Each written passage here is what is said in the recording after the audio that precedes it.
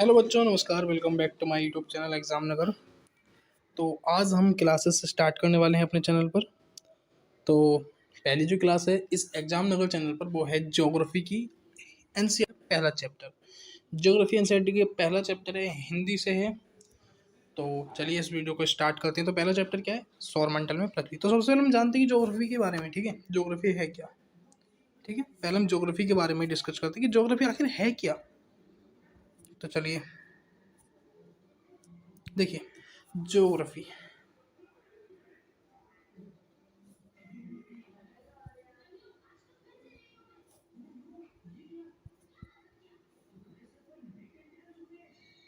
ठीक है। ज्योग्राफी हम यहाँ को लिख लेते हैं, चलो जी बना लेते हैं, बस क्या है।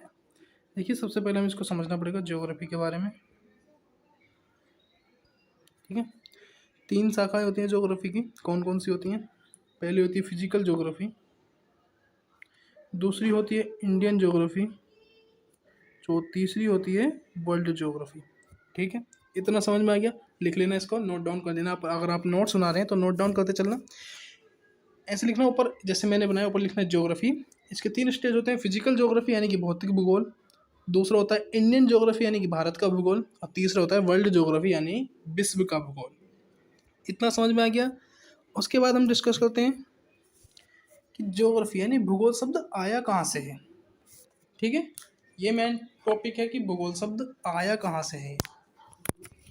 तो इसके बारे में भी हम जानकारी लेते हैं। ठीक है, तो चलिए, ये ज्योग्राफी शब्द आया कहाँ से।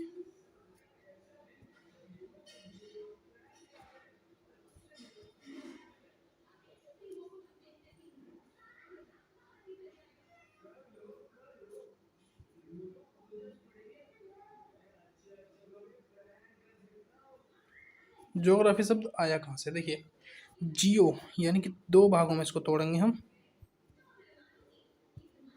जियो और ग्राफी। भाई है क्या ये? जियो और ग्राफी क्या है? जियो और ग्राफी, ठीक है। जियो का मतलब होता है अर्थ, इसका मतलब होता है अर्थ। ग्राफी का मतलब होता है स्टडी, स्टडी। ठीक है, ग्राफी का मतलब होता है स्टडी। अब हिंदी में इसको समझते हैं। अर्थ यानी कि पृथ्वी, स्टडी यानी कि अध्ययन। तो मतलब भूगोल यानी कि ज्योग्राफी का अर्थ ये है कि हम इसका पृथ्वी के बारे में अध्ययन करते हैं। यानी कि जियो का मतलब पृथ्वी हो गया, अर्थ हो गया, ग्राफी का मतलब स्टडी, यानी कि पृथ्वी के अध्ययन को ही हम ज्योग्राफी कहते हैं। हिंदी का शब्द आता है भूगोल। भाई भूगोल, जी भूगोल के बारे में बता दो। भूगोल हिंदी का शब्द है, तो भूगोल में क्या है? भूगोल। अब देखो भूगोल में क्या है, इसमें भी दो भाग हैं। कौन कौन से हैं? खुद दिमाग लगाओ। भू और गोल। ठीक है, एक भू है, एक गोल। ठीक है, भू, सॉरी, भू, और एक है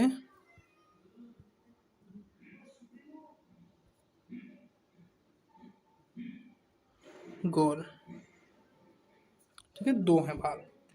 तो भू का अर्थ इसमें पृथ्वी से है, भू यानी कि भूमि यानी कि पृथ्वी, और गोल का मतलब इसमें अध्ययन या परिणाम। ठीक है, इसमें भी सेम मतलब ये है। तो अब चलिए आगे की बात करते हैं। ठीक है, यहाँ पर बेसिकली इसका इंट्रोडक्शन दिया गया है कि सौरमंडल क्या है। तो यहाँ पर एक लड़की है, इसके बारे में यहाँ पर दिया है। तो ऐसे ही मैं बता देता हूँ कि सौरमंडल के बारे में। यहाँ पर एक पेज में क्या दिया गया है कि जब हम आसमान का सूर्यास्त के बाद जब हम आसमान की ओर देखते हैं तो हमको लाखों तारे टिमटिमाते नजर आते हैं, या लाखों बिंदु टिमटिमाते नजर आते हैं, जिनकी हम गणना नहीं कर सकते। कुछ धुंधले दिखाई देते हैं और कुछ हमको स्पष्ट दिखाई दे सकते हैं, जिनकी हम गणना भी नहीं कर सकते। ये टिमटिमाहट ही है जो इस चंद्रमा के समान चमकते हैं, और मानो कि आकाश में हीरे जड़े हों। सूर्यास्त के बाद हमको ये नज़ारा देखने को मिलता है। जब आप छत पर जाते हैं, सोते हैं, आसमान की ओर देखते हैं, तो हमको ये नज़ारा देखने को मिलता है, और जब मौसम बिल्कुल साफ होता है तब।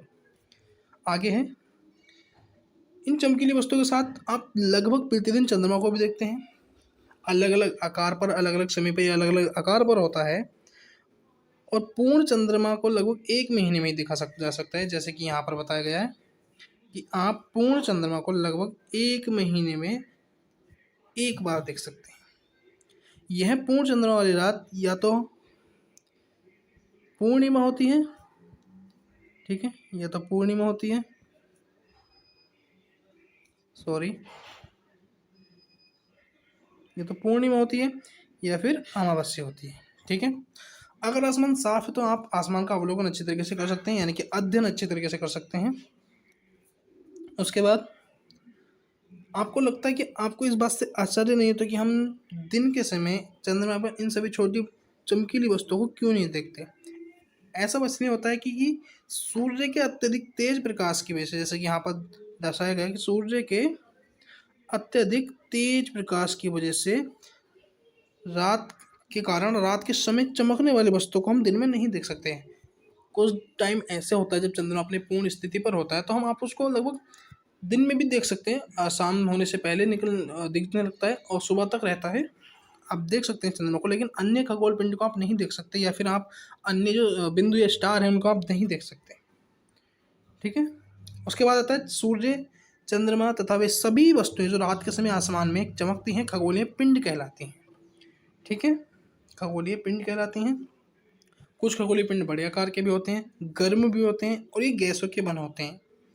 इनके पास अपनी ऊष्मा तथा प्रकाश होता है जिसे वे बहुत बड़ी मात्रा में उत्सर्जित करते हैं, जैसे कि हमारा सूर्य क्या है, सन, जैसे कि हमारा सन। तो सन के पास खुद की हीट है यानी कि ऊष्मा है, और खुद का प्रकाश यानी कि लाइट है, खुद का लाइट है, इसलिए वो बहुत सारी ऊर्जा उत्सर्जित करता है, जिससे हम हमारे यहाँ बहुत सी टेक्नोलॉजी द्वारा उसकी ऊर्जा को एक एनर्जी में कन्वर्ट करते हैं जो सोलर पैनल द्वारा। तो यहाँ पर दर्शाया गया सूर्य, इन खगोल पिंडों को तारा कहते हैं, जैसे कि सूर्य हमारा एक तारा है और ये हमारे सौरमंडल के केंद्र में स्थित है, ठीक है। आगे डिस्कस करते हैं, चलिए। तो यहाँ से हम आपको कंप्लीटली समझाते चलेंगे। तो यहाँ पर एक लड़की देख रही है, ये सांकेतिक तारे हैं, ये सांकेतिक तारे हैं, ये उत्तर दिशा से देख रही है, ये इधर पूर्व दिशा हो गई, ये पश्चिम दिशा, और यहाँ पर बिल्कुल उत्तर दिशा में होता है ध्रुव तारा, ठीक है, उत्तर दिशा में होता है ध्रुव तारा। कहाँ पर है ध्रुव तारा,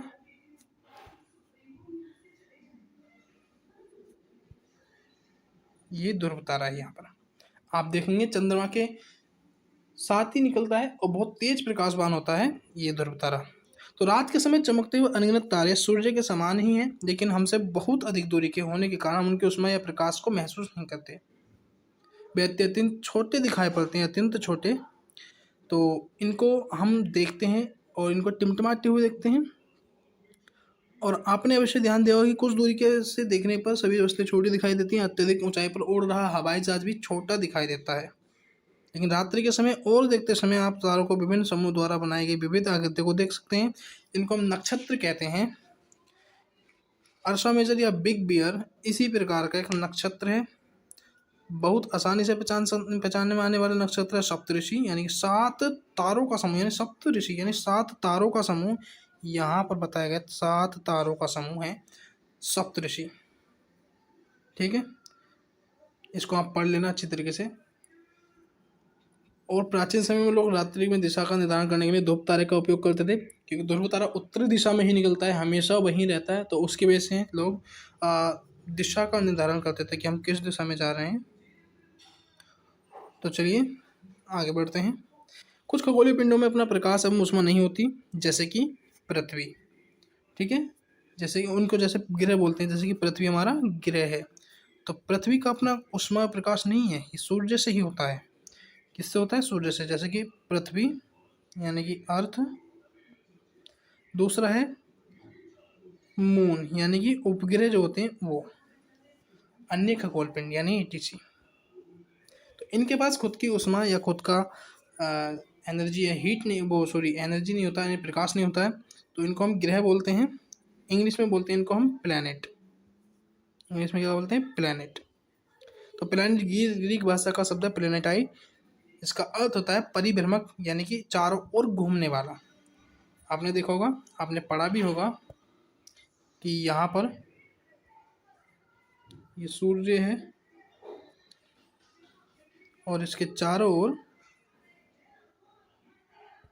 ये पृथ्वी होती है, यह चक्कर लगाती है चारों ओर ऐसे, और एक चक्कर लगाती है 365 दिन में। और पृथ्वी अपने अक्ष पर घूमती है लगभग 24 आवर्स, यानी कि 24 घंटे, यानी कि एक दिन और एक रात में अपने अक्ष पर। और अपने अक्ष पर पृथ्वी कितनी झुकी हुई है? 23.5 डिग्री। इस बात का भी ध्यान रखना। आगे चलते हैं, तो यहाँ पर हमारा सोलर सिस्टम आ जाता है। आप देख लेना इसको अच्छे तरीके से। देखिए यहाँ पर सूर्य है, ये यहाँ पर सूर्य देखने को मिल रहा है, ये सूर्य है, ये बुध है, बुध के बाद ये वीनस आ गया, शुक्र, फिर आती है हमारी पृथ्वी, फिर आता है मंगल। और मंगल और बृहस्पति के बीच में एक क्षुद्र ग्रह की पट्टी होती है, एक क्षुद्र ग्रह की पट्टी होती है जहाँ पर बहुत सारे धूल के कण आप देख रहे होंगे। ये जो पट्टी है ये वाली, ये इसमें बहुत से क्षुद्र ग्रह होते हैं, धूल के कण होते हैं, उल्का पिंड होते हैं जो पृथ्वी पर गिरते रहते हैं।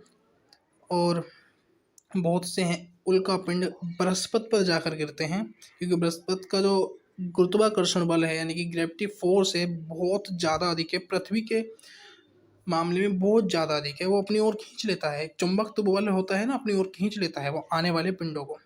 तो अभी जो 15 तारीख को जो एस्टेरॉयड आ रहा था, उल्का पिंड आ रहा था, वो इसी में से आ रहा था निकल के कहीं से, तो इसमें से गिरते रहते हैं। चंद्रमा पर आप देखोगे, चंद्रमा पर जो काले काले धब्बे दिखाई देते हैं वो उल्का पिंड के गिरने से ही बने हैं। और बहुत बड़े पहाड़ हैं वहाँ पर, गड्ढे हुए पड़े हैं, यानी कि उल्का पिंड के गिरने से पूरा डैमेज हो चुका है चाँद। पृथ्वी पर भी एक बार ऐसे ही गिरा था जब डायनासोर का अंत हुआ था पैसिफिक ओशियन में, जिसकी वजह से हम मनुष्य का जीवन आया है। तो चलिए आगे चलते हैं। यहाँ पर इसकी पूरी व्याख्या दी गई है, आप इसको रोक कर वीडियो को देख सकते हैं, लिख सकते हैं आप इसको। तो आगे चलते हैं। देखिए अब हम जानेंगे सौरमंडल के बारे में। क्या है सौरमंडल? ठीक है, सौरमंडल है क्या? तो देखिए सौरमंडल, मैं आपको डायग्राम बना के समझा देता हूँ सौरमंडल क्या है। अभी खा रहा हूँ।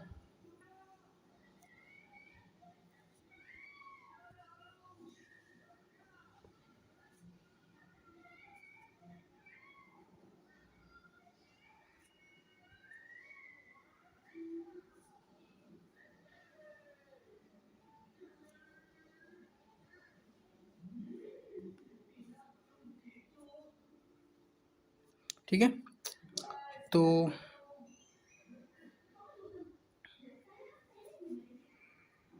चलिए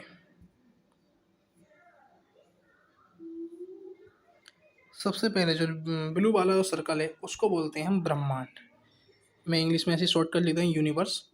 ग्रीन वाले को बोलते हैं हम आकाशगंगा यानी गैलेक्सी। और ये पिंक जो पर्पल है इसको हम बोलेंगे सोलर सिस्टम। ठीक है, सोलर। और येलो वाला है हमारा अर्थ यानी कि पृथ्वी। ठीक है, इतना समझ में आ गया। इस डायग्राम को बना लेना अच्छी तरीके से, ऐसे ही बना लेना जैसे मैंने बनाया। पहले लिखना ब्रह्मांड, दूसरे में आकाशगंगा, तीसरे में सौरमंडल, और चौथे में पृथ्वी। ठीक है, इतना समझ में आ गया। अब ब्रह्मांड क्या है? देखिए ब्रह्मांड क्या है। ठीक है, ब्रह्मांड को हम समझते हैं। पहले हम ब्रह्मांड के बारे में क्या है, तो लाखों आकाशगंगाएं। अब आकाशगंगा क्या होती है? ठीक है, आकाशगंगा क्या होती है? तो देखिए आकाशगंगा एक सर्पिलाकार, एक ऐसा सर्पिलाकार होता है, और यहाँ पर बहुत सारे हमारे तारे होते हैं, उल्का पिंड होते हैं, अभी जैसे मैंने बताया। तो लाखों आकाशगंगाओं का जो समूह होता है ना, ये हमारी एक आकाशगंगा, जिसके हम इसको उदाहरण में ले लेते हैं, ये हमारी आकाशगंगा मिल्की वे। मिल्की वे शॉर्ट फॉर्म लिख देता हूँ, मिल्की वे, यानी कि इसको हम मंदाकिनी बोलते हैं, दुग्ध मेखला भी बोलते हैं। हम यहाँ पर कहाँ एडजस्ट करते हैं भाई? हम इसको यहाँ पर एडजस्ट करते हैं, हम यहाँ पर, हमारा अस्तित्व यहाँ पर है, हम बहुत छोटे से हैं आकाशगंगा में। तो लाखों आकाशगंगाएं, ठीक है, लाखों आकाशगंगाएं मिलकर ब्रह्मांड बनाती हैं। ठीक है, लाखों आकाशगंगाएं मिलकर ब्रह्मांड बनाती हैं। अब आकाशगंगा क्या है? ठीक है, आकाशगंगा क्या है? देखिए आकाशगंगा, एक आकाशगंगा में अरबों सितारे, मैं बता रहा हूँ, एक आकाशगंगा में अरबों सितारे और धूल के कण और गैसों के बादल का एक समूह होता है, बहुत बड़ा विशाल समूह होता है, जिसको हम आकाशगंगा कहते हैं। उदाहरण के लिए मैंने बता दिया मिल्की वे गैलेक्सी, आप गूगल पे जाइए, सर्च कीजिए मिल्की वे गैलेक्सी, आपको मिल जाएगा देखने को। फिर आता है हमारा सौरमंडल। तो जैसे कि यहाँ पर है सौरमंडल, पढ़ते हैं सौरमंडल के बारे में। देखिए, सूर्य सूर्य एवं 8 ग्रह, उपग्रह, कुछ अन्य खगोल पिंड जैसे क्षुद्र ग्रह, उल्कापिंड मिलकर सौरमंडल का निर्माण करते हैं और उसे हम सौर परिवार का नाम देते हैं, जिसका मुख्य सूर्य होता है। ठीक है, जैसे भी मैंने पीछे दिखाया आपको सौरमंडल का डायग्राम, वैसा ही केंद्र में सूर्य होता है, फिर बुध, फिर शुक्र, फिर पृथ्वी, फिर मंगल, फिर बृहस्पति, फिर आता है हमारा शनि, फिर आता है हमारा अरुण, फिर आता है वरुण, और फिर लास्ट में आता है एक छोटा सा जिसको हमने ग्रह की कैटेगरी से निकाल दिया, बोने ग्रह में डाल दिया, प्लूटो। ठीक है, और कुछ उनके उपग्रह, जैसे कि पृथ्वी का उपग्रह क्या है, चंद्रमा। तो ऐसे ही मंगल के 2 उपग्रह हैं, इसमें से एक डिमोस है जो सबसे छोटा उपग्रह है। ठीक है, चलिए आगे चलते हैं। अब सूर्य के बारे में जानते हैं, सूर्य क्या है। ठीक है, सूर्य हमारे केंद्र में स्थित है। यह बहुत बड़ा है, अत्यधिक गर्म गैसों का बना है। इसका खिंचाव बल और सौरमंडल को बांधे रखता है। सूर्य सौरमंडल के लिए प्रकाश, ऊष्मा एकमात्र स्रोत है, जिससे कि हम अब अधिकतर आज की टेक्नोलॉजी से, सूर्य के प्रकाश से हम एनर्जी जनरेट कर रहे हैं, जो अपने हम घरों में यूज करते हैं। बहुत सी टेक्नोलॉजी हैं, जितनी भी सैटेलाइट, जो मानव रूप कृत्रिम जो सैटेलाइट हैं, जो आकाश में पृथ्वी के चारों ओर चक्कर लगा रही हैं, वो सब सूर्य के प्रकाश से चलती हैं। और ये हमारा सबसे नज़दीकी तारा होने के बावजूद ये हमसे बहुत दूर है। इसकी दूरी पृथ्वी से लगभग 15 करोड़ किलोमीटर दूर है। ठीक है, 15 करोड़ किलोमीटर दूर। आप अंदाज़ा लगा सकते हैं तो फिर आकाशगंगा का आकार कितना होगा, क्योंकि हम तो आकाशगंगा में एक छोटे से कोने में एडजस्ट करते हैं। ठीक है, आगे चलिए। ग्रह क्या है, तो देखिए ग्रह क्या है।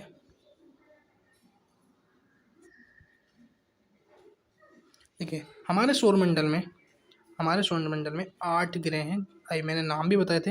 सूर्य की दूरी के अनुसार पहले बुध आता है, शुक्र आता है, पृथ्वी आता है, मंगल, बृहस्पति, शनि, यूरेनस, नेपच्यून। अंग्रेजी में देखेंगे तो इसमें शॉर्ट ट्रिक दी गई है, यहाँ पर एक बहुत शॉर्ट ट्रिक है, अच्छी आप याद कर लेना। My very efficient mother just served us nuts. ठीक है, तो माई से हो जाएगा, एम से हो जाएगा, जिसमें जो रेड कलर में जो वर्ड दिए गए हैं उनको आप देख लीजिए, जो रेड कलर में वर्ड दिए गए। एम से मरकरी, बी से वीनस, ई से अर्थ, एम से मार्स, जे से जुपिटर, एस से सैटर्न, यू से यूरेनस, एन से नेपच्यून। आगे बढ़ते हैं। ठीक है, इतना लिख लेना बात, बस इतना ही बहुत है। ये बाद में और पढ़ना चाहते हो एनसीईआरटी पढ़ लो, नहीं तो इसका आप नोट्स बना देना। अब हम देखेंगे तारा क्या है। ठीक है, तो हम यही समझा देते हैं तारा है क्या। ठीक है, तारा मतलब सूर्य हमने पढ़ लिया, ग्रह पढ़ लिया, तारा भी बता देते हैं तारा क्या। देखिए, कुछ खगोलीय पिंड बड़े आकार तथा बड़े आकार वाले तथा गर्म होते हैं। ये गैसों से बने होते हैं, जैसे कि पीछे बताया सूर्य के बारे में। तो गैसों के उनके पास अपनी ऊष्मा तथा प्रकाश होता है। मैंने बता चुका हूँ, एक बार और बता रहा हूँ। सूर्य का प्रकाश होता है तथा जिसे वे बहुत बड़ी मात्रा में उत्सर्जित करते हैं। इन खगोलीय पिंडों को तारा कहते हैं, जिसमें कि हमारा एक सूर्य है। तो सूर्य के बारे में एक बार और बता देता हूँ, लिख लेना। सूर्य भी एक तारा है। सूर्य सौरमंडल के केंद्र में स्थित है। यह बहुत बड़ा है एवं अत्यधिक गर्म गैसों से बना है। सूर्य सौरमंडल के लिए प्रकाश एवं ऊष्मा का एकमात्र स्रोत है। अब सूर्य शब्द की उत्पत्ति कहाँ से हुई है, ठीक है, तो इसकी जो उत्पत्ति हुई है वो रोमन एम्पायर द्वारा हुई है। रोमन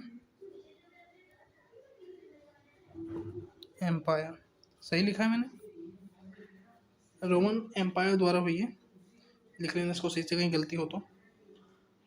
और खगोलीय पिंड का अध्ययन करने वालों को हम खगोल शास्त्र कहते हैं। आर्यभट्ट प्राचीन भारत के प्रसिद्ध खगोल शास्त्री थे। इन्होंने कहा था कि सभी ग्रह तथा चंद्रमा परावर्तित सूर्य प्रकाश के कारण चमकते हैं, और ये बात सिद्ध हुई है, क्योंकि सभी ग्रह और उपग्रह सूर्य के प्रकाश द्वारा चमकते हैं। आप जब रात को चंद्रमा को देखते हैं कि वो चमकता है, उसका प्रकाश, वो एक्चुअली सूर्य से ही उसको प्रकाश मिल रहा है, जिससे वो धरती पर थोड़ी बहुत रोशनी भेजता है।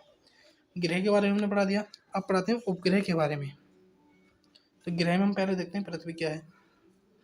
ठीक है, पृथ्वी क्या है, देखिए, सूर्य की दूरी के हिसाब से पृथ्वी तीसरा सबसे बड़ा ग्रह है। आकार में यह 5वां सबसे बड़ा ग्रह है। ध्रुव के पास थोड़ी चपटी यानी कि सॉरी आकार गलत बन गया, अंडाकार आकार होता है, यानी कि ध्रुवों के पास थोड़ी चपटी होती है। मैं गोली बना देता हूँ, ये पृथ्वी है हमारी, ठीक है। तो ये ध्रुवों के पास, ध्रुव कौन कौन से होते हैं, जैसे कि ये है और ये ध्रुवों के पास से थोड़ी चपटी होती है तथा आकार में, सॉरी यही कारण है कि इसके आकार को भूभाग कहा जाता है। भूभाग का अर्थ होता है पृथ्वी के समान, यानी कि पृथ्वी के समान। अब देखते हैं जीवन की अनुकूल परिस्थितियां संभव है, संभवतः केवल पृथ्वी पर ही पाई जाती हैं। पृथ्वी ना तो अधिक गर्म है और ना ही ठंडी, यानी कि इसका टेम्परेचर नॉर्मल है, ठीक है। और जीने के लिए यहाँ पर बहुत सी गैसें मौजूद हैं, जैसे कि ऑक्सीजन है, ठीक है, अन्य ऑक्सीजन है जिससे हम सांस लेते हैं, कार्बन डाइऑक्साइड है, नाइट्रोजन, बहुत सी गैसें पृथ्वी पर देखने को मिलती हैं। अंतरिक्ष, हम जब पृथ्वी को देखते हैं, अंतरिक्ष से जब हम पृथ्वी को देखते हैं, ये सबसे अद्भुत ग्रह है सौरमंडल का।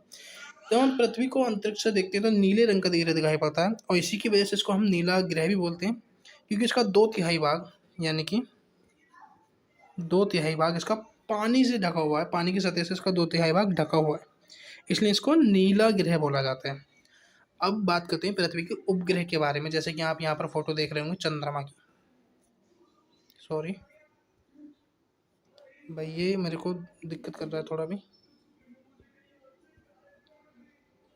देखिए ये अभी थोड़ा गड़बड़ करेगा।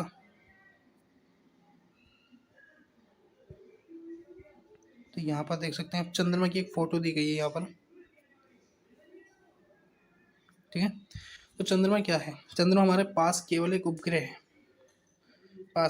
पास केवल एक उपग्रह है हमारी पृथ्वी के पास, सॉरी हमारी पृथ्वी के पास केवल एक उपग्रह है चंद्रमा, जिसका व्यास पृथ्वी के व्यास का केवल 1/4 है, ठीक है। यह इतना बड़ा इसलिए प्रतीत होता है क्योंकि यह अन्य जो ग्रह हैं उनसे नज़दीकी है हमारे हमारे ग्रह के पास, ठीक है। अन्य ग्रह बहुत बहुत दूर हैं, तो ये हमारे नियर बाय है, यानी कि समथिंग जो इसकी दूरी है 3,84,000 या 3,80,000 के आसपास है, ठीक है। यहाँ लिखा हुआ 3,84,000, मैं आपको बता देता हूँ, यहाँ लिखा हुआ 3,84,000 किलोमीटर दूर है हमारे पास से। अन्य खगोल पिंड के मुकाबले ये हमारी पृथ्वी के नज़दीक है। आगे चलते हैं, कुछ सैटेलाइट हैं जिनको हम मानव निर्मित उपग्रह बोलते हैं, कृत्रिम उपग्रह बोलते हैं। ये यहाँ पर दिया है मानव निर्मित उपग्रह, सैटेलाइट जिनको बोलते हैं भाई। इनसे हम हम बचे अभी तक जो भी हैं जीवित हैं, इनकी वजह से हम जीवित हैं। सैटेलाइट कैसे काम करते हैं, तो रॉकेट को लॉन्च किया जाता है, फिर रॉकेट पृथ्वी पर अपने जो भी इक्विपमेंट छोड़ने होती हैं उसको छोड़ देती है, लास्ट में उपग्रह कक्षा में प्रवेश कर जाता है, जैसे 3 चित्रों में दर्शाया गया है, ठीक है। पहला ये, दूसरा ये, तीसरा ये। लास्ट में पृथ्वी के चारों ओर चक्कर लगाते रहते हैं, जिनकी वजह से हम इंटरनेट प्रोवाइड कर पाते हैं। अन्य चीज़ें हैं जो पृथ्वी को हमारी निगरानी रखता है 24 घंटे ये। और ये सारा मैंने ये बताया कि सूर्य से हम एनर्जी लेते हैं। यहाँ पर आप देख रहे हैं, ये जो आपको देखने को मिल रहे हैं छोटे छोटे इक्विपमेंट, ये इसको बोलते हैं सोलर पैनल। सोलर पैनल जो सूर्य से प्रकाश लेते हैं और उसको एनर्जी में कन्वर्ट कर देते हैं। आगे चलते हैं, अब देखिए चंद्रमा पृथ्वी का एक चक्कर, चंद्रमा पृथ्वी का एक चक्कर 27 दिन में पूरा करता है, लगभग इतने ही समय में अपने अक्ष पर भी एक चक्कर पूरा करता है। इसलिए हमको चंद्रमा का बस एक ही भाग दिखाई देता है, ये फिर गड़बड़ कर गया, इसलिए चंद्रमा का हमको सिर्फ एक ही भाग दिखाई देता है और 27 दिन में एक चक्कर लगाता है, जिसकी वजह से अलग अलग परिस्थितियाँ दिखाई देती हैं, अमावस्या दिखाई देती है। जब चंद्रमा एक चक्कर लगाएगा कभी तो पृथ्वी के ऐसे हो जाता है, ये मान लो हमारी पृथ्वी है, ये पृथ्वी है, दूसरा हमारा चंद्रमा है, सॉरी चंद्रमा है, थोड़ा बड़ा बनाता हूँ, ठीक है, ये चंद्रमा है। तो ये 27 दिन का एक चक्कर पूरा करता है, ठीक है, मतलब अपने एक चक्कर 27 दिन में पृथ्वी के चारों ओर घूम के पूरा करता है। चंद्रमा की परिस्थितियाँ जीवन के लिए अनुकूल नहीं है। इसकी सतह पर पर्वत हैं, मैदान हैं, गड्ढे हैं, जो चंद्रमा की सतह पर छाया बनाए रहते हैं। आपने देखा हो रात्रि में जब चंद्रमा पर काले काले दाग या धब्बे से दिखाई देते हैं, वो पहाड़ और गड्ढे हैं, मैदान है। और इसकी मिट्टी शायद ब्लैक सा दिखाई देता है, तो काली मिट्टी सी है। आगे चलते हैं, क्षुद्र ग्रह क्या है। जैसे कि अभी 15 तारीख को एक उल्कापिंड जा रहा था निकल के, तो क्षुद्र ग्रह क्या है। क्षुद्र ग्रह जैसे आप देख रहे हो ना, ये पत्थर नुमा होते हैं और ये आकार में बहुत बड़े होते हैं। कोई उल्कापिंड ऐसा होता है चंद्रमा से भी बड़ा होता है। जब पैसिफिक ओशन में उल्कापिंड गिरा था उसका आकार बहुत बड़ा था, जिसने पूरी डायनासोर जो प्रजाति थी सबको खत्म कर दिया। उसके बाद मनुष्य का अस्तित्व आया धरती पर। तो पढ़ते हैं इसके बारे में। तारे, ग्रह एवं उपग्रह के अतिरिक्त असंख्य छोटे पिंड सूर्य के चारों ओर चक्कर लगाते हैं। मैंने बताया था मंगल की, मैंने बताया नहीं हो शायद, मंगल और बृहस्पति की कक्षाओं के बीच में एक कक्षा होती है जो ऑर्बिटल्स में सारे और चारों तरफ उनके क्षुद्र ग्रह घूमते रहते हैं। यानी कि उल्कापिंड और क्षुद्र ग्रह बहुत अलग होता है, यही बताता हूँ। क्षुद्र ग्रह घूमते रहते हैं। तो जब वो क्षुद्र ग्रह हमारी पृथ्वी पर गिरते हैं, ठीक है, जब हमारी पृथ्वी पर गिरते हैं तो उनको उल्कापिंड बोलते हैं। उल्कापिंड क्यों बोलते हैं? क्योंकि वो आग पकड़ लेते हैं, इतनी स्पीड से जाते हैं वो। आगे इनका चित्र दिखाऊंगा, ठीक है। और ये कई साल पहले, मतलब अरबों खरबों साल पहले, ये जो तारे का समूह होता है उनसे टकरा कर जो विस्फोट हुआ था उसमें टूट कर ये छोटे छोटे टुकड़ों में बट गए थे, जिसकी वजह से ब्रह्मांड में बहुत सारे क्षुद्र ग्रह देखने को मिलते हैं। और मैंने इसमें बताया था मंगल और बृहस्पति की कक्षाओं के बीच में, यहाँ पर लिख रहा है मंगल और बृहस्पति की कक्षाओं के बीच में पाए जाते हैं। और ये विस्फोट से पहले ग्रहों के टूट कर, यानी कि तारों और ग्रहों से टूट कर ही अलग हुए हैं। आगे चलते हैं। उल्कापिंड, इसमें उल्कापिंड का चित्र नहीं है तो मैं ऐसे ही बता देता हूँ।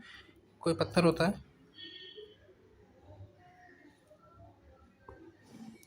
जैसे कि कोई पत्थर आ रहा है उड़ता हुआ, ठीक है। अब इसके चारों ओर जब ये उड़ता हुआ आएगा ना तो ये आग पकड़ लेगा, स्पीड के साथ आग पकड़ लेगा इस टाइप से। और ये बहुत स्पीड में आ रहा है, पृथ्वी की तरफ आ रहा है बहुत ज़्यादा गति के साथ, तो इसको हम उल्कापिंड बोलते हैं। इसमें दर्शाया गया देखो, सूर्य के चारों ओर चक्कर लगाने वाले पत्थर छोटे छोटे टुकड़ों को उल्कापिंड कहते हैं। कभी कभी ये उल्कापिंड पृथ्वी के इतने नज़दीक आ जाते हैं उनकी प्रवृत्ति की तरह गिरने की होती है। इस प्रक्रिया के दौरान वायु के घर्षण होने के कारण ये गर्म होकर जल जाते हैं, फलस्वरूप चमकदार प्रकाश उत्पन्न करते हैं। कभी कभी कोई उल्का पूरी तरह बिना जले पृथ्वी पर गिरती है, जिससे धरातल में गड्ढे हो जाते हैं, जैसे कि पैसिफिक ओशन का भी मैंने बताया, बहुत बड़ा गड्ढा है। एक झील भी बनी हुई है महाराष्ट्र में, जो कि उल्कापिंड के गिरने से झील बनी थी, वो महाराष्ट्र में है। चलिए आगे चलते हैं। तो यहाँ पर देखिए आकाशगंगा दिखाया गया है। इस चित्र में आकाशगंगा को दिखाया गया है। इस टाइप से आकाशगंगा होती है, जिसको मंदाकिनी है, ये हमारी आकाशगंगा। तो यहाँ पर पढ़ते हैं। क्या आपने तारों वाले खुले आकाश में एक और से दूसरी ओर तक फैली चौड़ी सफ़ेद पट्टी देख रहे हैं, एक चमकदार रास्ते को देखा है? यह लाखों आकाशगंगा हो गया, लाखों तारों का समूह है। यह पट्टी आकाशगंगा यानी कि मिल्की वे कहलाती है। हमारा सौरमंडल इस आकाशगंगा का एक भाग है। प्राचीन भारत में इसकी कल्पना आकाश में प्रकाश की एक बहती नदी से की गई थी। यहाँ पर लिख रहे हैं बहती नदी से की गई थी, इस प्रकार इसका नाम आकाशगंगा पड़ा, यानी कि आकाश की गंगा। आकाशगंगा करोड़ों तारों, बादलों तथा गैसों की एक प्रणाली है। इस प्रकार लाखों आकाशगंगाएं मिलकर ब्रह्मांड बनाती हैं, ठीक है, ब्रह्मांड का निर्माण करती हैं। जो मैंने बात शुरू में बताई है, लाखों आकाशगंगाएं मिलकर ब्रह्मांड का निर्माण करती है, वो यहाँ पर भी बताया गया है कि लाखों आकाशगंगाएं मिलकर ब्रह्मांड का निर्माण करती हैं।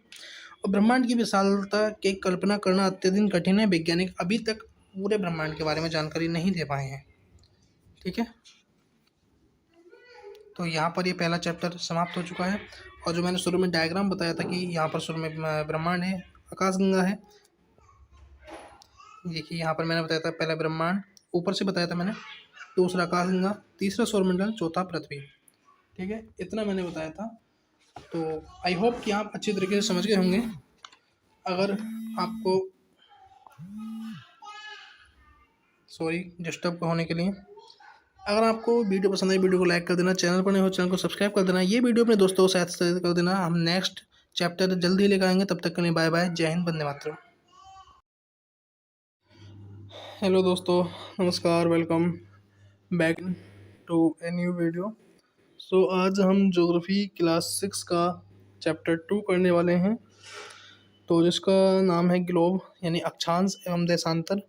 तो इसके बारे में आज कम्प्लीटली डिटेल में समझेंगे क्या होते हैं अक्षांश और देशांतर। तो जैसे अक्षांश को लैटिट्यूड बोलते हैं और देशांतर को लॉन्गिट्यूड, इनके इंग्लिश वर्ड है। तो आज इसी के बारे में पूरी जानकारी आपको देंगे, बने रहिए हमारे साथ। और अगर आप चैनल पर नए हैं तो चैनल को सब्सक्राइब कर देना, और ये आपको वीडियो पसंद आए तो प्लीज़ एक वीडियो को लाइक कर देना और प्यारा सा कमेंट कर देना। हम इस अपने चैनल पर लगभग जितने भी एनसीईआरटीज़ हैं, हिस्ट्री, इकोनॉमिक्स, पॉलिटी, साइंस वगैरह सबको कंप्लीटली कराएंगे और सबकी पीडीएफ द्वारा ही ऐसे ही कराएंगे। तो चलिए वीडियो को स्टार्ट करते हैं बिना किसी देरी के। तो हम समझ लेते हैं कि पहले पृथ्वी की आकृति क्या थी। और हम जैसे कि पिछले अध्याय में पढ़ चुके हैं कि पृथ्वी का आकार गोलाकार नहीं है। जो पृथ्वी का आकार है वो गोलाकार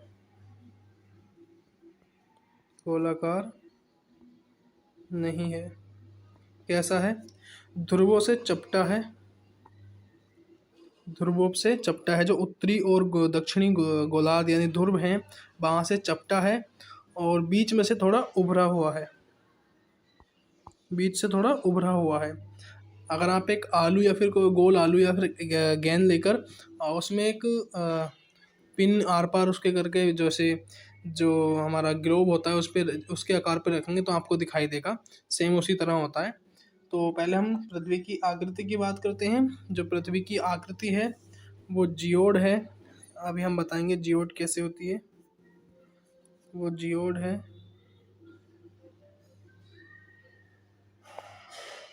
जियोड आकृति है। जियोड का मतलब क्या होता है ये भी हम आपको बताएंगे। तो देखिए,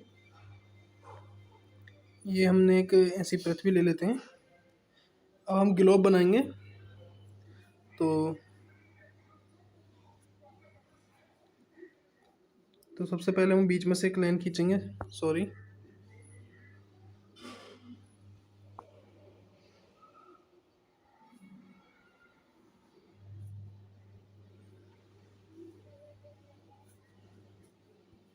पहले हम बीच से एक लाइन खींचेंगे। फिर इसके चारों ओर ऐसे लाइन खींचते हुए चलेंगे।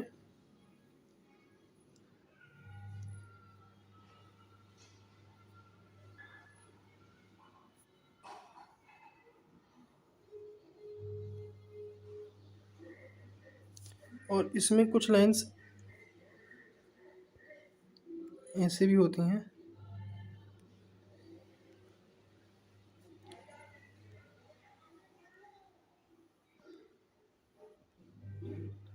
तो इसमें हम आपको बताएं, जो हमारी ये सीधी जो रेखाएं हैं इसके बारे में बताएंगे। जो ब्लैक वाली हैं और रेड वाली हैं इसके बारे में भी हम आपको बताएंगे।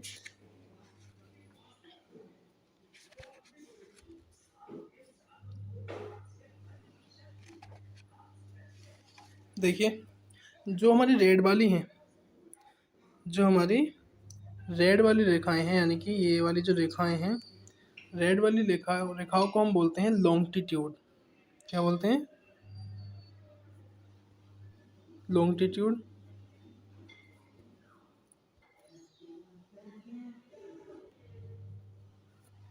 सॉरी गाइस, हम उसको लॉन्गिट्यूड बोलते हैं। मैं ऐसे ही बता रहा हूँ।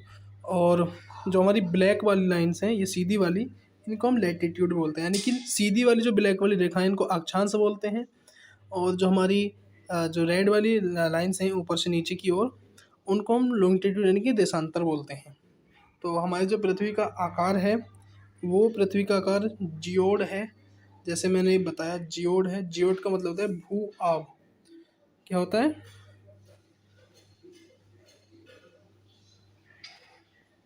भूआब। भूआब का मतलब क्या होता है? भूआब का मतलब होता है पृथ्वी के जैसी। पृथ्वी के जैसी है। ठीक है। हमारी जो पृथ्वी का आकार है भूआब है यानी कि जियोड है, जो कि पृथ्वी के जैसी है। चलिए आगे चलते हैं। तो यहाँ पर हम देख चुके हैं, जैसे कि हमने बताया शुरू में, कि पृथ्वी का आकार जो है वो ध्रुवों से चपटा है। पिछले चैप्टर में पढ़ चुके हैं। और मध्य में यानी बीच में थोड़ी उभरी हुई है। ठीक है, आगे बढ़ते हैं। ये आपको देख सकते हैं यहाँ पर ये ग्लोब दर्शाया गया है।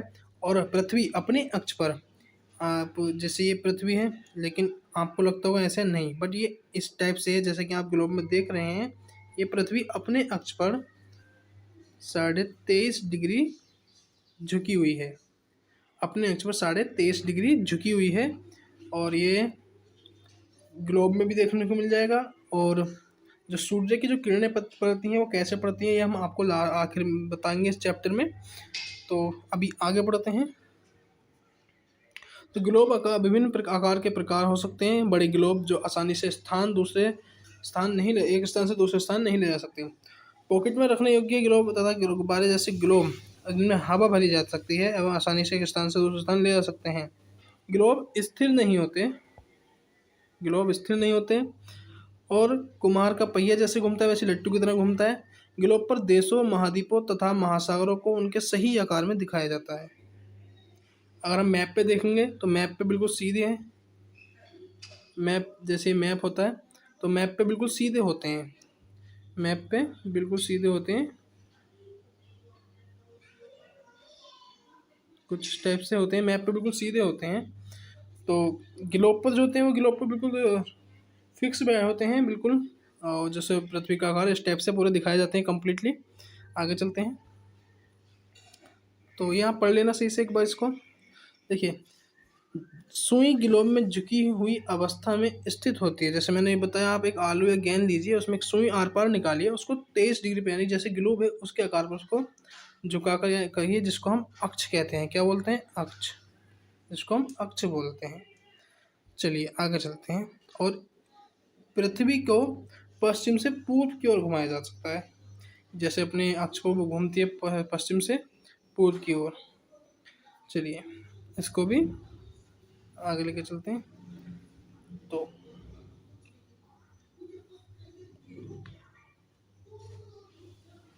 यहाँ पर अब पढ़ते हैं विषुवत व्रत क्या होता है।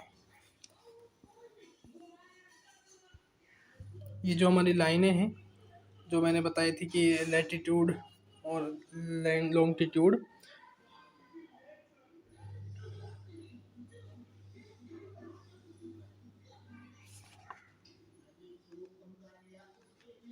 देखिए जैसे आपको इसमें दिख रहा होगा, जब पृथ्वी पर ये लाइन खींची हुई हैं ये वाली, इनको क्या बोला जाता है? मैंने आपको बताया था इनको क्या बोला जाता है? लॉन्गिट्यूड सॉरी लैटिट्यूड बोला जाता है। इनको अक्षांश बोला जाता है। इनको अक्षांश बोला जाता है। और एक अक्षांश की दूरी जो होती है, आप देखेंगे पृथ्वी पर जो एक अक्षांश की दूरी होती है वो 111 किलोमीटर होती है। सॉरी, वो 111 किलोमीटर की दूरी होती है एक अक्षांश की। एक लैटिट्यूड की 111 किलोमीटर की दूरी होती है। और जो महत्वपूर्ण जो आपके अक्षांश हैं उनके बारे में हम अभी बताएंगे आपको। चलिए आगे चलते हैं।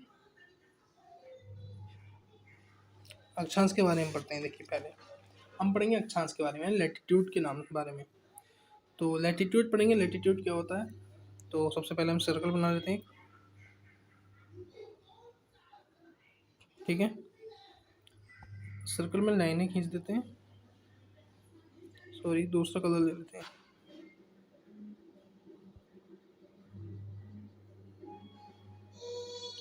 हम जो इम्पोर्टेंट है वो ही कराते हैं।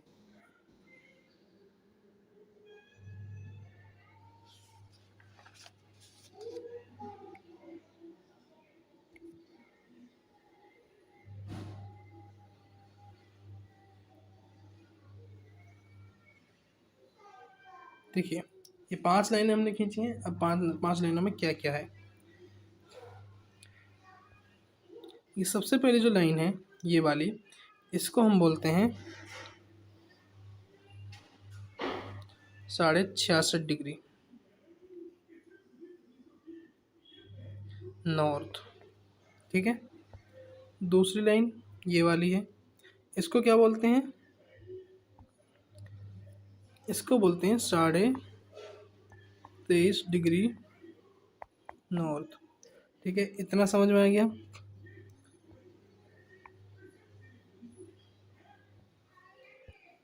बीच वाला जो है इसको हम बोलते हैं 0 डिग्री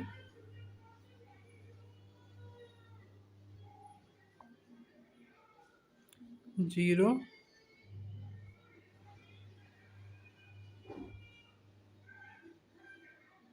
0 डिग्री, ठीक है। 0 डिग्री का मतलब है ये विषुवत रेखा है, ठीक है। इसको हम इक्वेटर बोलते हैं या फिर भूमध्य रेखा बोलते हैं, ठीक है। 0 डिग्री को हम क्या बोलते हैं? भूमध्य रेखा। अभी चार पांचों के नाम बताऊंगा क्या क्या है। दूसरी तरफ आते हैं, फिर हैं ये, इसको क्या बोलते हैं? इसको 23.5 डिग्री बोलते हैं।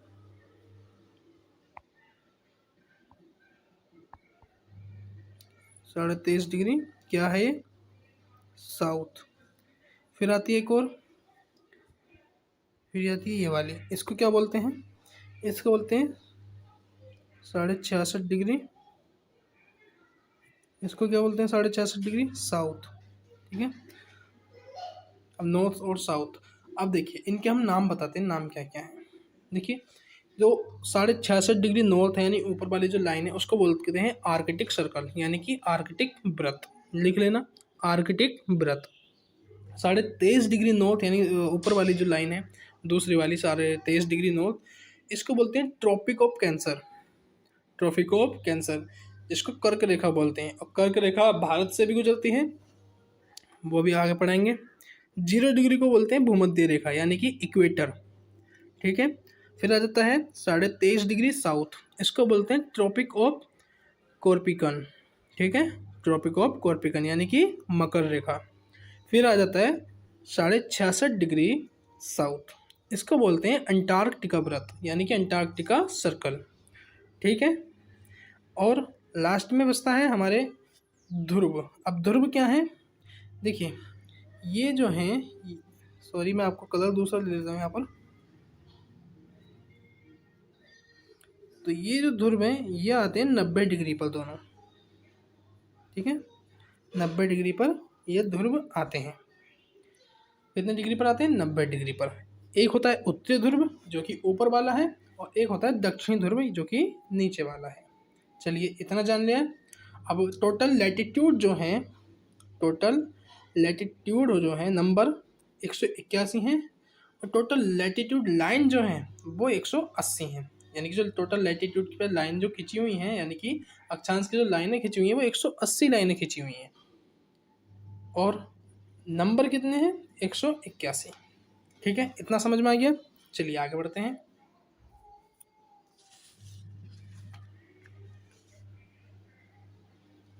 चलिए अब इसके बारे में पढ़ते हैं। देखिए एक डायग्राम बनाया गया है, अब इसके बारे में अच्छी तरीके से जानते हैं ये क्या है। देखिए ये जलवायु कटिबंध है, यानी कि लैटिट्यूड पर जलवायु कटिबंध कैसा होता है। तो यहाँ डायग्राम के माध्यम से समझाया गया अच्छे तरीके से। 90 डिग्री यानी कि ऊपर उत्तरी ध्रुव, दक्षिण ध्रुव पर 90 डिग्री साउथ, और ऊपर 90 डिग्री एन एन नॉर्थ। तो देखिए उत्तरी शीत कटिबंधीय, या हम इसको शीत कटिबंध भी बोल सकते हैं, ठीक है। शीत कटिबंध भी बोल सकते हैं। अब मैं अपना डायग्राम बनाता हूँ यहाँ पर एक, ठीक है। इसमें लाइनें खींच ले लेते हैं। हम अपने हिसाब से इसमें लाइनें खींचेंगे जैसे हमको खींचनी है, ठीक है।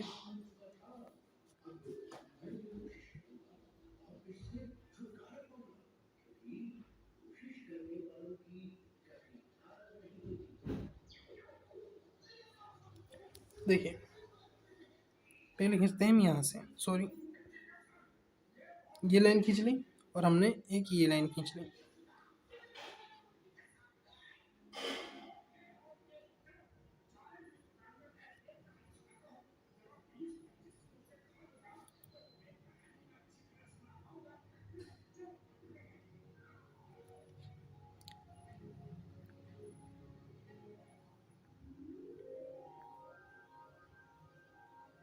देखिए हमने 5 लाइनें खींच ली हैं और 2 हमें हमारी ध्रुव वाली।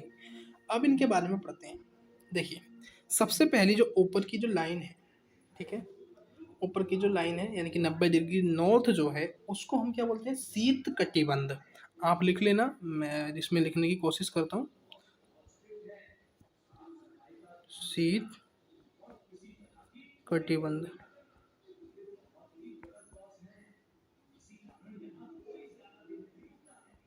ठीक है। सबसे ऊपरी लाइन के लिए है ये वाली लाइन के लिए, ठीक है। शीत कटिबंध आप लिखते चलना, मैं इसको कट कर दूंगा। ठीक है, अब मैं ऐसे ही बोल दूंगा, आप लिख लेना, ठीक है। दूसरा आता है, उसको बोलते हैं हम टेम्परेट जोन, ठीक है, temperate zone sorry zone, temperate zone. Temperate zone का मतलब है शीतोष्ण कटिबंध, ठीक है, यहाँ पर डायग्राम में दिखाया गया है शीतोष्ण कटिबंध, ठीक है। कौन सी लाइन की बात हो रही है? इस लाइन की। इसको बोलते हैं शीतोष्ण कटिबंध और इसको बोलते हैं शीत कटिबंध। इंग्लिश में शीत कटिबंध को क्या बोलते हैं, कमेंट करना, ठीक है। और शीतोष्ण कटिबंध को बोलते हैं टेम्परेट जोन। अब इसके बाद आ जाती है ये वाली लाइन तीसरी, इसको बोलते हैं सब ट्रॉपिकल जोन, सब ट्रॉपिकल जोन। हिंदी में बोलेंगे उपोष्ण कटिबंध क्षेत्र, क्या बोलते हैं, उपोष्ण कटिबंध, ठीक है, उपोष्ण कटिबंध। चौथी लाइन को क्या बोलते हैं, इक्वेटोरियल जोन, क्या बोलते हैं, इक्वेटोरियल जोन, यानी कि उष्ण कटिबंध, ठीक है, उष्ण कटिबंध। उसके बाद आ जाता है फिर से सब ट्रॉपिकल जोन, ठीक है, सब ट्रॉपिकल जोन यानी कि उपोष्ण कटिबंध, ठीक है, उपोष्ण कटिबंध। फिर आ जाता है हमारा टेम्परेट जोन, यानी कि शीतोष्ण शीतोष्ण कटिबंध, ठीक है। अब नीचे वाला जो आता है ये आता है पोलर जोन, ठीक है, पोलर जोन, यानी कि इसको भी शीत कटिबंध बोलते हैं। तो ये कितने भागों में बटा हुआ है, 7 भागों में है ये, ठीक है। अब इधर देख लेते हैं, इधर डायग्राम में क्या है। ऊपर है शीत कटिबंध, बीच उसके नीचे है, यहाँ पर है शीत कटिबंध, यहाँ पर शीतोष्ण कटिबंध, यहाँ उष्ण कटिबंध, यहाँ शीतोष्ण कटिबंध, फिर यहाँ शीत कटिबंध। वैसे ही मैंने बताया। रेखाओं की बात करें तो यहाँ पर ध्रुव व्रत है, यहाँ कर्क रेखा है, यहाँ ध्रुव व्रत, यहाँ कर्क रेखा, यहाँ विषुवत रेखा यानी इक्वेटर, और यहाँ पर है मकर रेखा एंड ये दक्षिणी ध्रुव व्रत, ठीक है, जैसे मैंने भी पीछे आपको बताया है। चलिए, इतना समझ में आ गया। अब आपको ये बताना है जो हमारी भूमध्य रेखा गुजरती है उन देशों के नाम बताने हैं, ठीक है, जहाँ से भूमध्य रेखा गुजरती है, और उन देशों के नाम बताइए जहाँ से भूमध्य रेखा गुजरती है यानी इक्वेटर जोन, और कर्क रेखा गुजरती है, मकर रेखा गुजरती है, आर्कटिक व्रत और अंटार्कटिक सर्कल। इनको आप खोजने की मैप पे देखिए, आप इनको खोजिए कहाँ कहाँ से ये रेखाएं गुजरती हैं। नहीं तो आप एक गूगल पे जाइए और वहाँ पर सर्च कीजिए, नहीं तो हम किसी अलग से वीडियो बना देंगे, उसमें कम्प्लीटली समझा देंगे कि कौन सी रेखा कहाँ से गुजरती है, किस देश से गुजरती है। कर्क रेखा को आपको पता है भारत से बहुत से देशों से गुजरती है, तो भारत में कहाँ कहाँ से गुजरती है, फिर भी हम आपको थोड़ा बहुत बता देते हैं, ठीक है। आप नोट डाउन करके लिख लेना, हम आपको बता रहे हैं। देखिए, भूमध्य रेखा कहाँ 13 देशों से गुजरती है, 13 देशों से गुजरती है, 13 देशों से गुजरती है, 3 महाद्वीपों से गुजरती है और 3 जल निकायों से गुजरती है।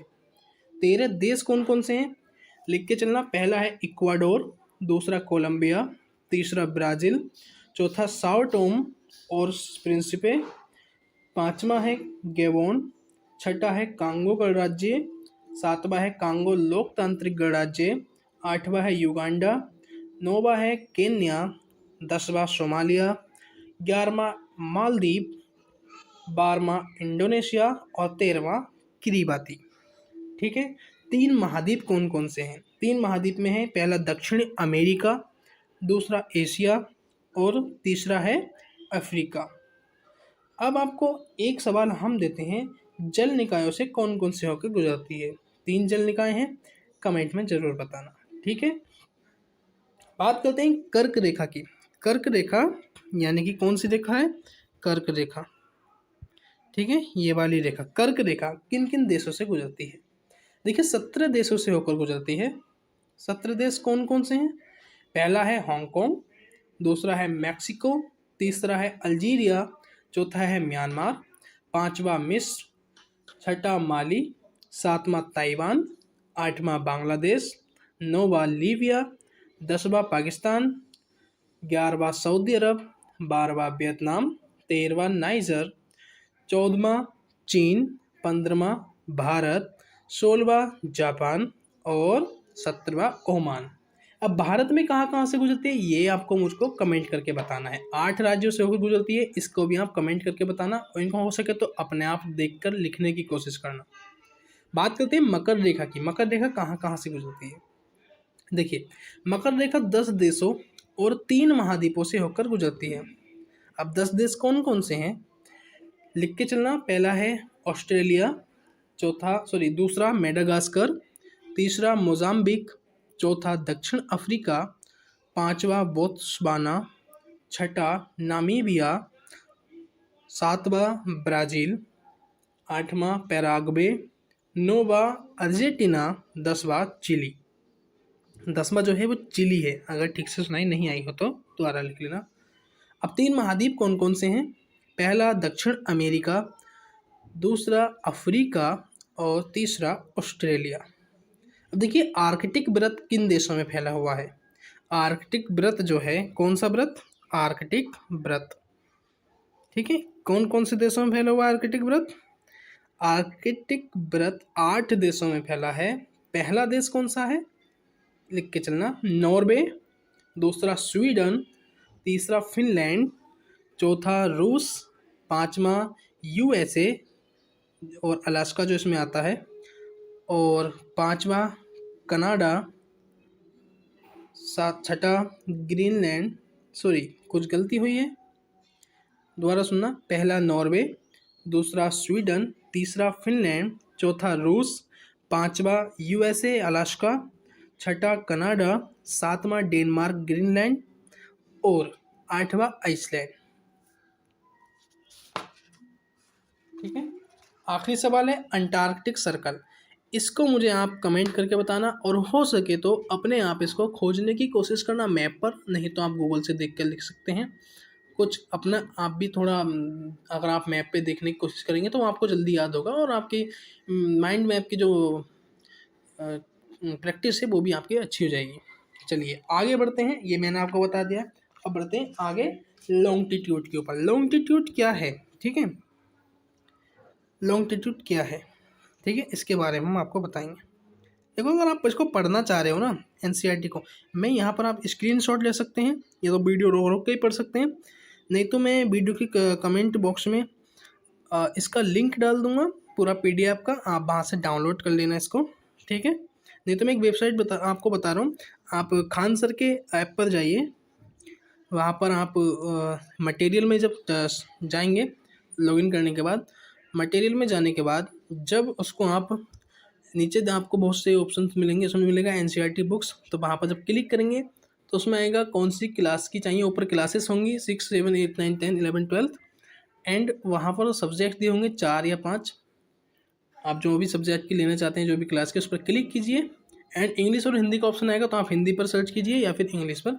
फिर आपको उसको ऊपर डाउनलोड का ऑप्शन आ जाएगा, एरो का, डाउन एरो का, उस पर क्लिक करके आपके फ़ोन में वो डाउनलोड हो जाएगी। नहीं तो आप यहाँ से भी पढ़ सकते हैं स्क्रीनशॉट लेकर, या आप वहाँ से पढ़ सकते हैं, ठीक है। चलिए लॉन्गिट्यूड के ऊपर चलते हैं, यानी कि देशांतर के ऊपर। क्या है देशांतर, ठीक है। देखिए, यहाँ से देखिए, उत्तरी गोलार्ध में कर्क, ठीक है, पहला देखते हैं। तो अक्षांश हो गया समांतर रेखाएं, यानी तो पृथ्वी के ताप कटिबंध कर्क रेखा एवं मकर रेखा के बीच के सभी अक्षांशों पर सूर्य एक वर्ष में दोपहर में सिर के ठीक ऊपर होता है। जैसे भी कुछ टाइम पहले शायद बेंगलुरु में हुआ था, जिसको जीरो शैडो डे कहा गया था, या शैडो डे शायद, या जीरो शैडो डे कहा गया था। इसलिए इस क्षेत्र में सबसे अधिक ऊष्मा प्राप्त होती है, इसलिए उसे उष्ण कटिबंध कहा जाता है। यहाँ देखिए, कर्क रेखा तथा मकर रेखा के बाद किसी भी अक्षांश पर दोपहर का सूर्य कभी सिर पर के ऊपर नहीं होता है। टॉर्च के माध्यम से समझिए क्या कहना चाह रहा है। देखिए, ये हमारी पृथ्वी है और ये सूर्य है, ठीक है।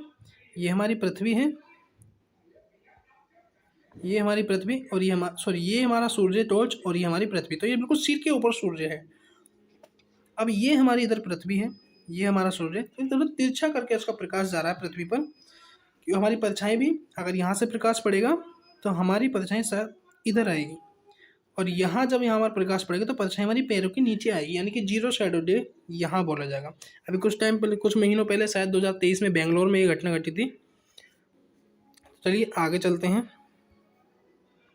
कर्क रेखा तथा मकर रेखा के बाद भी ये मैंने बता दिया दोबारा, ध्रुव की तरफ सूर्य की किरणें तिरछी होती हैं।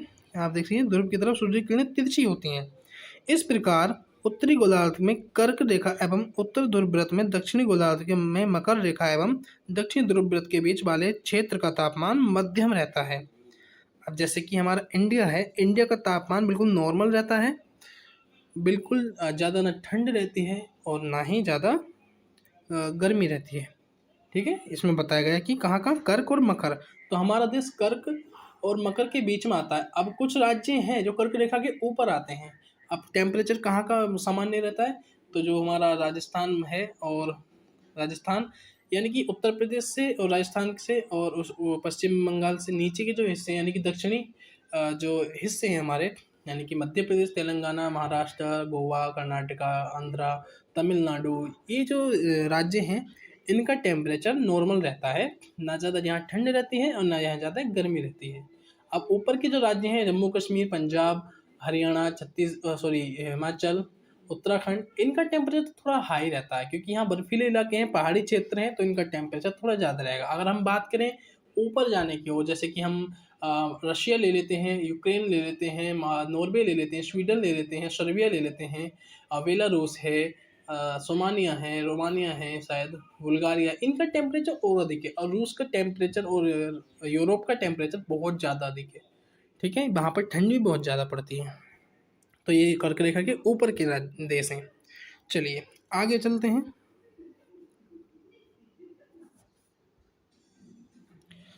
देखिए उत्तरी गोलार्ध में, ठीक है, अब यहाँ पर कर्क रेखा और मकर रेखा के बीच के क्षेत्र का तापमान मध्यम रहता है, इसलिए उन्हें शीतोष्ण कटिबंध क्षेत्र कहा जाता है। जैसे मैंने ये बताया, शीतोष्ण कटिबंध क्षेत्र कौन से होते हैं, कौन सी लाइन पर होते हैं, ये मैं आपको बता चुका हूँ कौन सी लाइन पर होते हैं शीतोष्ण कटिबंध क्षेत्र, यानी कि टेम्परेट जोन पर होते हैं, और नीचे ऊपर 66 डिग्री नॉर्थ पर भी होते हैं, और 23.5 डिग्री साउथ में भी होते हैं।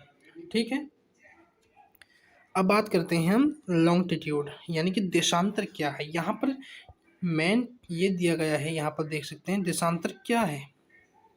तो देशांतर के बारे में पढ़ेंगे कि देशांतर आखिरकार है क्या। देखिए टोटल ऑफ नंबर की बात करें तो 360 डिग्री के यहाँ पर हमको देशांतर देखने को मिलेंगे। ठीक है, लाइनें जो देख रही हैं, जैसे आप खरबूजे देखेंगे तो खरबूजे पर भी लाइन्स खींची होती हैं, तो ठीक उसी प्रकार से हमारी पृथ्वी पर भी लाइन से खींची हुई है, लाइन खींची हुई है, वो आपको दिखेंगी नहीं, पर जो लाइनें हैं उनको भागों में बांटा गया है। तो ये बांटा गया है वेस्ट से ईस्ट की ओर, यानी ईस्ट वेस्ट में इनको बांटा गया है। बीच में 0 डिग्री से रहता है, ऊपर 0 डिग्री, नीचे 180 डिग्री। ठीक है, चलिए अब इसके बारे में समझते हैं क्या है। देखिए इसके बारे में थोड़ी बहुत ही जानकारी है, ज़्यादा नहीं है। ठीक है, अभी समझ लीजिए।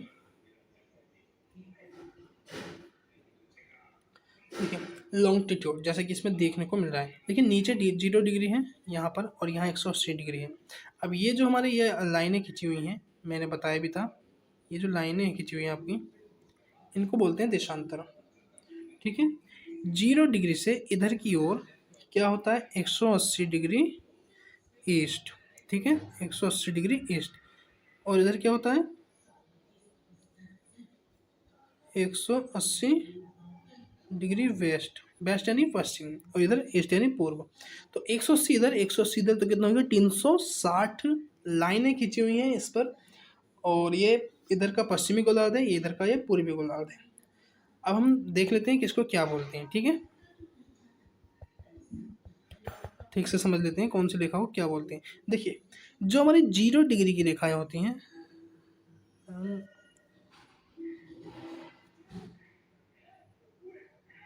जो हमारी 0 डिग्री की रेखा है, इनको क्या बोलते हैं। देखिए 3 भागों में है ये शायद। देखो पहले बोलते हैं इंटरनेशनल टाइम लाइन, यानी अंतरराष्ट्रीय समय रेखा, टाइम लाइन यानी इंटरनेशनल। इंटरनेशनल का मतलब है अंतरराष्ट्रीय, यानी कि सारे देश, यानी पूरी पृथ्वी के लिए। ठीक है, इंटरनेशनल टाइम लाइन। दूसरी है प्राइम मेरिडियन, यानी कि प्राइम मेरिडियन, इसका हिंदी नाम भी यही है, prime meridian, prime meridian.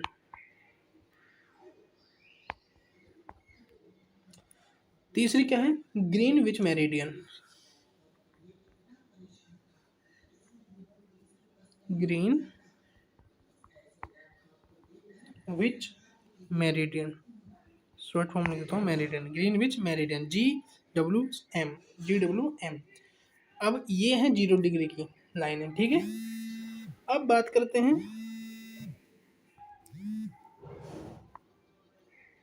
Sorry guys अगर आपको डिस्टर्ब हुआ हो तो माफ़ी चाहूँगा।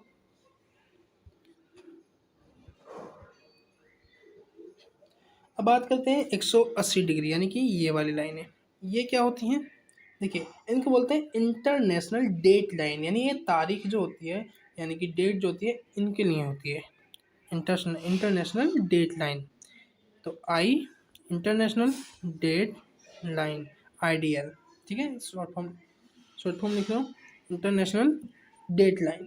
अभी किन देशों से होकर गुजरती है, प्राइम मेरिडियन, ठीक है। जो प्राइम मेरिडियन लाइन है, जो हमारी 0 डिग्री में दूसरी जो मैंने बताया था अभी 0 लॉन्गिट्यूड का, उसमें प्राइम मेरिडियन किन देशों से होकर गुजरती है, मैं इसके बारे में बता रहा हूँ।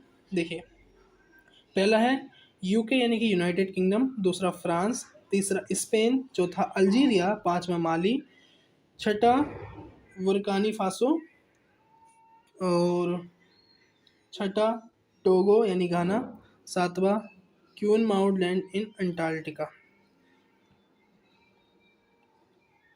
ये समथिंग 8 देशों से होकर गुजरती है, ठीक है। समझ गए आप देशांतर के बारे में। तो चलिए आगे बढ़ते हैं, यहाँ पर पढ़ लीजिए इसको अच्छे तरीके से एक बार, ठीक है। चलिए आगे चलते हैं।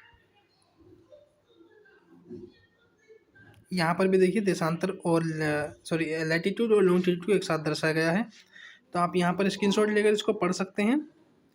तो देखिए अब ये मैप आ गया है वर्ल्ड का। यहाँ पर एक चीज़ और ध्यान रखना, आप मैप की प्रैक्टिस कर लेना, क्योंकि मैप आपको, सॉरी गाइस,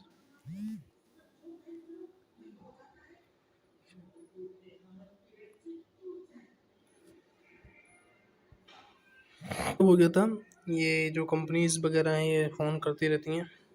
देखिए अब हम आगे चलते हैं, देशांतर और समय हमने पढ़ लिया, ठीक है। यहाँ पर और दिया गया है, देखिए समय को मापने का सबसे अच्छा साधन है पृथ्वी, समय को मापने का सबसे अच्छा साधन पृथ्वी, चंद्रमा एवं ग्रहों की गति है, ठीक है। सूर्योदय के सूर्यास्त के समय प्रतिदिन होता है, सूर्योदय एवं सूर्यास्त प्रतिदिन होता है, अतः स्वाभाविक ही है कि पूरे विश्व के समय निर्धारण का सबसे अच्छा साधन है, ठीक है। स्थानीय समय का अनुमान सूर्य के द्वारा बनने वाली परछाई से लगाया जा सकता है। जो पहले जो बड़े बुजुर्ग थे उस समय कोई घड़ी या वॉच नहीं होती थी, वो टाइम का जो निर्धारण करते थे सूर्य द्वारा ही करते थे। और शायद ऐसे एक राजस्थान में ऐसा एक किला है जहाँ पर सूर्य के प्रकाश द्वारा टाइम का पता लगाया जाता था, और उसकी वीडियो यूट्यूब पर पड़ी है, आप देख लेना। तो आगे देखते हैं, सूर्यास्त के समय सूर्यास्त के समय सबसे लंबी होती थी, दोपहर में सबसे छोटी एवं सूर्योदय तथा सूर्यास्त के समय सबसे लंबी होती थी, यानी परछाई जो होती थी सूर्यास्त के दोपहर में सबसे छोटी एवं सूर्योदय तथा सूर्यास्त के समय सबसे लंबी होती थी, यानी कि थोड़ा जब सूर्य तिरछा हो जाता है तो लंबी परछाई जाती है। तो ग्रीनविच पर स्थित यमोत्तर पर सूर्य जिस समय आकाश के सबसे ऊंचे बिंदु पर होगा उस समय यमोत्तर पर स्थित सभी स्थानों पर दोपहर होगी, ठीक है। आगे चलते हैं, आप इसको अच्छी तरीके से एक बार पढ़ लेना, ठीक है। ये समझा दिया गया है इसमें।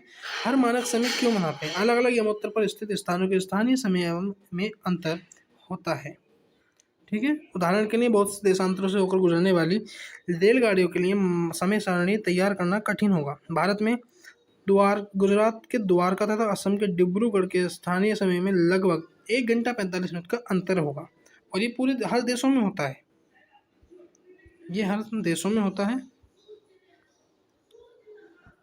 ठीक है।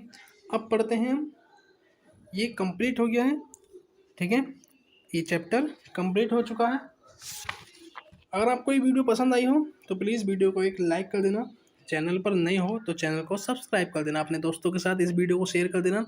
ऐसे ही हम नेक्स्ट क्लास में लेकर आएंगे। बस मैं आपको समझाने की कोशिश कर रहे हैं कि आपको अगर आप नोट्स बनाना चाहते हैं तो आप देखो, एक क्लासेस पढ़ी है ज्योग्राफी की सुमित राठी सर की, उन्होंने एक्सप्लेन किया हुआ है पूरी ज्योग्राफी को अच्छी तरीके से, बट मैं जो हूँ इसकी हाइलाइट्स जो भी हैं वो हाइलाइट्स बता रहा हूँ पढ़ के, ठीक है। इंपॉर्टेंट ऐसे समझा रहा हूँ कि क्या देशांतर है, क्या लॉन्गिट्यूड है, लाइक क्या लैटिट्यूड है, ये बस मेन जो टॉपिक्स हैं मैं वो समझाने की कोशिश कर रहा हूँ आपको, ताकि आप अच्छे तरीके से समझ जाएँ। बट आप एनसीईआरटी पढ़ना चाहते हैं तो मैंने बता दिया खान सर के ऐप पर, मटेरियल ऑप्शन में जाकर एनसीईआरटी आप बुक्स को डाउनलोड कर लीजिए, नहीं तो ऑफिशियल गूगल पर जाकर एनसीईआरटी ऑफिशियल एनसीईआरटी लिख के डालना, आप सबसे पहले वेबसाइट जो आएगी उस पर क्लिक करके आप एनसीईआरटी भी डाउनलोड कर सकते हैं। तो चलते हैं यहीं पर इसको एंड करते हैं। तब तक के लिए जय हिंद, वंदे मातरम, अलविदा, आदाब, जय हिंद।